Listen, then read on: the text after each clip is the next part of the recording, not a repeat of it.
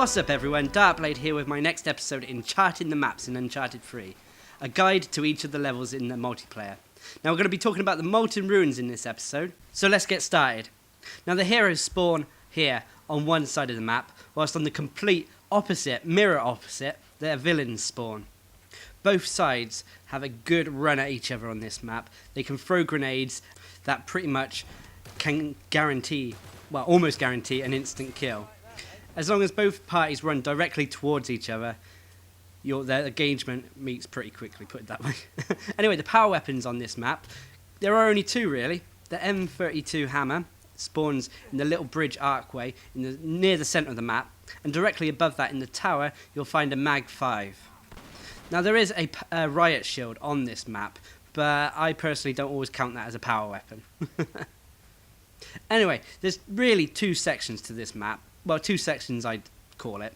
There's the outside section and the inside section. The outside section is surrounded with ruined buildings that provide cover for anyone sniping or shooting from these buildings onto the people in the courtyard or going around the sides of the main big temple.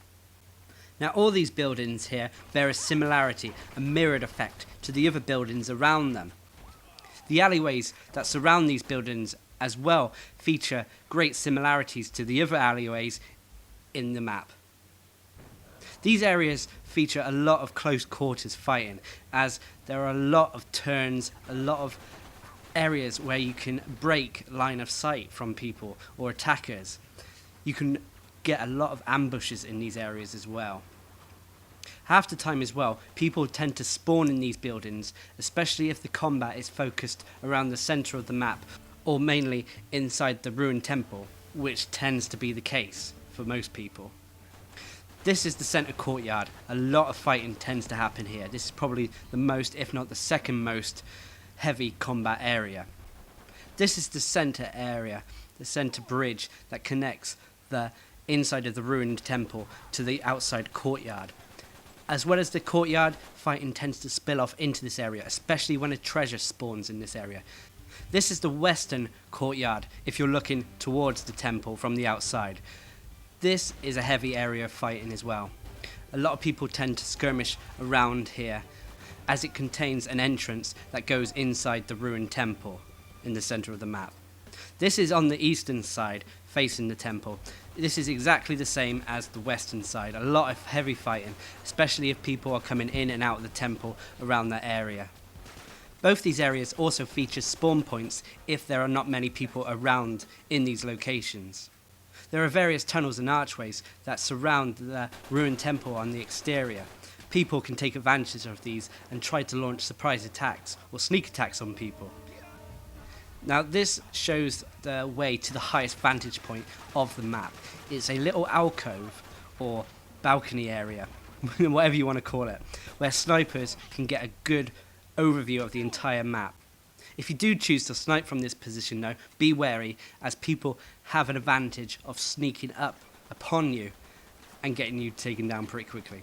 As you can see here, this is the type of view that the vantage point does offer. It's a big overview of the map. Now this is the main part of the inside of the ruined temple. A lot of fighting, like I said, does take place here, similar to the outside courtyard. The whole area is littered as well with ruined pillars and other sorts of debris you can take cover behind. There is also balconies on either side, the left and the right, of the temple once you're in there, to gain a higher vantage point. Each entrance towards the inside of the temple does feature a lot of fighting. Both the western, eastern and the middle entrances will always see combat.